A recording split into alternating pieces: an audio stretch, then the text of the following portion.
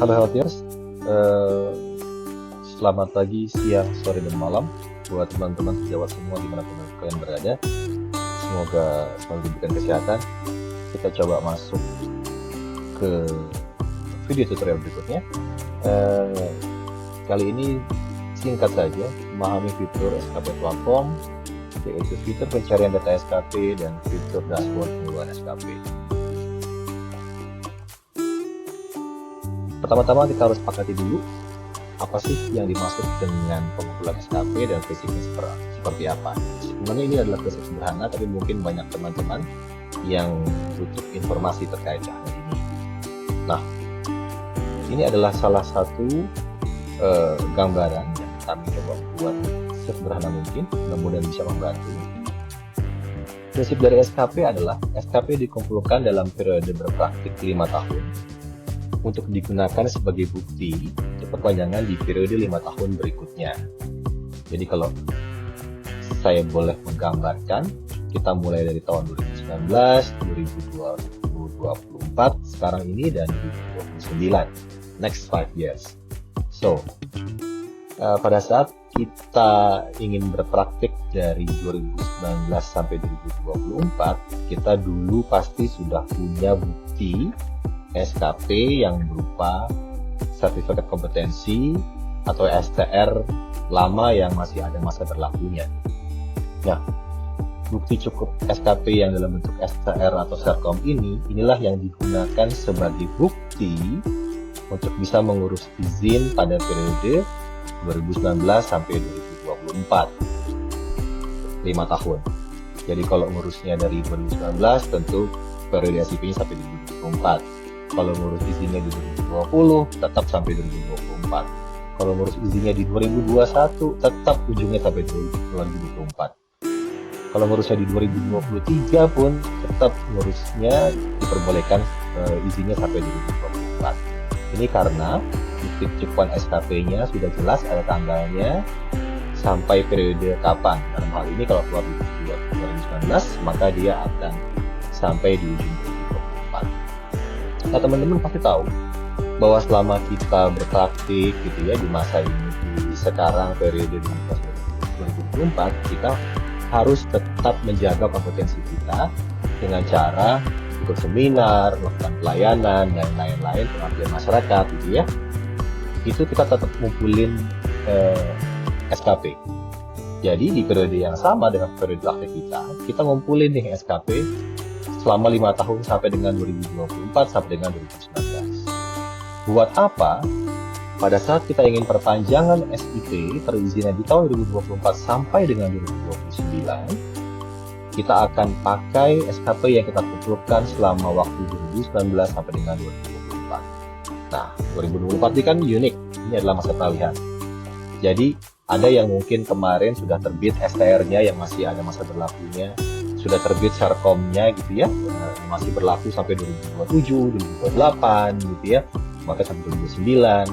Nah, itu adalah bukti kecukupan SKP yang kita kumpulkan 5 tahun ke belakang sebelum 2024. Sudah ada buktinya tuh.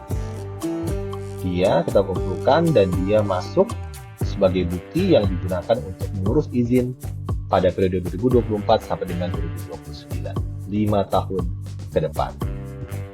So, di masa ini, 2024 sampai 2029, begitu pun akan berulang.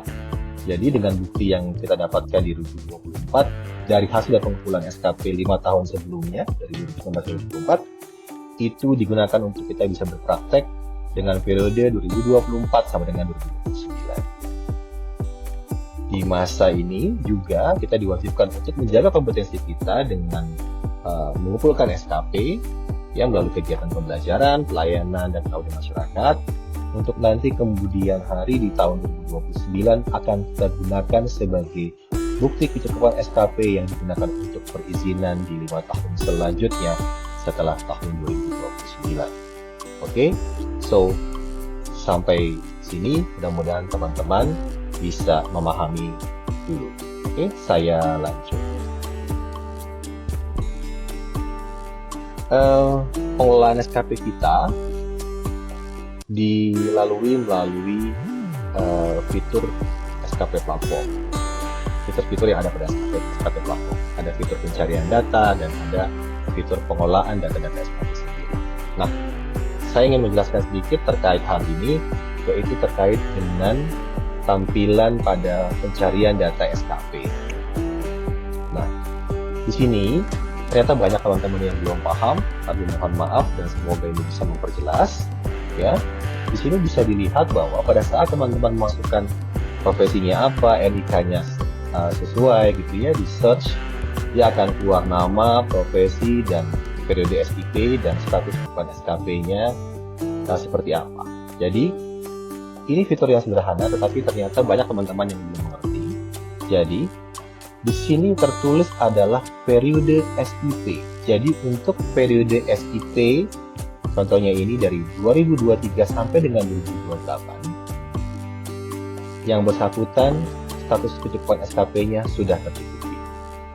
Jadi kalau yang bersangkutan, dokter ini mau bikin SIP di dalam periode 2023 sampai 2028, kan masih panjang ya, 2028, itu dia tercukupi, sudah tercukupi. SKP yang dikumpulkan dari mana? Ini dari SKP yang dikumpulkan oleh dokter yang bersangkutan sejak tahun 2018 sampai dengan 2023. Jadi memang sudah ada bukti sebelumnya ya untuk bisa dia dianggap cukup untuk praktik di periode 2023 sampai dengan 2028. So, perhatikan sekali lagi kecukupan SKP-nya digunakan untuk pembuatan SIP periode yang kapan ya. Pada saat ini teman-teman bisa melihat bahwa periode SIP ini sudah cukup apa belum. Nah, pada saat nanti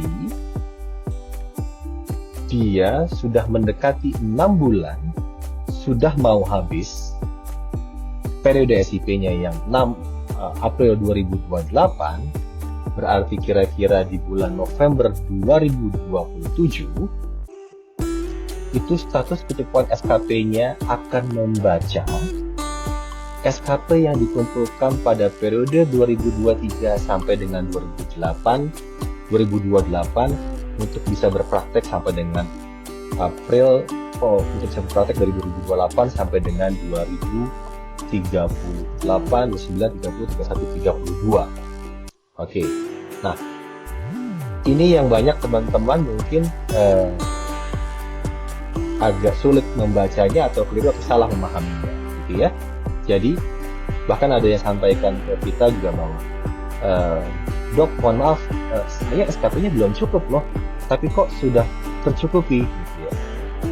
Padahal yang dia baca adalah tercukupi untuk periode SIP yang ini. Jadi nanti saya jelaskan lebih lanjut di belakang, ya. Ada contoh-contoh yang bisa lebih jelas untuk menjelaskannya. Saya lanjut. Nah, di sini kita lanjut pada contoh kendala yang sampai yang mungkin juga dialami oleh teman-teman sejawat semua, ya. Kami mohon maaf sekali lagi sebelumnya karena mungkin penjelasannya belum secara masif tersosialisasikan. So, ini contohnya seperti ini. Jadi, yang bersangkutan datang ke kami menyampaikan bahwa, dok, sebelumnya SKP saya sudah tercukupi. Bisa dilihat di sini ya, tercukupi. Lalu kemudian sekarang pada saat saya ingin perpanjang SIP saya, tiba-tiba dia berubah menjadi tidak cukup, dok. Ini kenapa? Apakah ada sistemnya yang salah? Ya. Sekali lagi, perhatikan cukup SKP-nya untuk periode kapan dia bisa berpraktik. Nah, waktu yang bersangkutan print kecukupan SKP dia cek pertama kali, benar tercukupi, tapi untuk periode SIP yang bersangkutan berpraktik 2019 sampai dengan 2024. Nah, jadi mungkin yang bersangkutan ini print atau cek di bulan Januari, ya, atau mungkin tahun lalu Desember, Januari atau Februari. Jadi belum genap 6 bulan sebelum Agustus, ya, di Januari kemungkinan. So, pada saat sekarang dia mau berpraktik, mau memperpanjang izin praktiknya, tiba-tiba berubah menjadi tidak tercukupi. Di sini bisa dilihat periode SIP-nya sudah berubah dari 2024 menjadi 2029. Pertanyaannya adalah, kenapa nggak cukup? Kami menanyakan kembali, apakah dokter mengumpulkan SKP dari 2019 sampai 2024 dan apakah sudah cukup, dok? Dan inilah yang ternyata memang belum cukup dari yang bersangkutan jumlah SKP-nya. Sehingga data yang diberikan oleh profesi ke kami masih data yang dokter yang bersangkutan itu masih kurang, sehingga pada saat ingin berpanjang dari 2024 Agustus 2024 ke 2029 ya memang belum cukup, sehingga yang bersangkutan harus memenuhi dulu kecukupan SKP-nya. Jadi perhatikan periode SIP dan kecukupan SKP-nya gitu ya, itu untuk periode SIP yang mana, karena ini bisa bikin teman-teman jadi kaget gitu ya.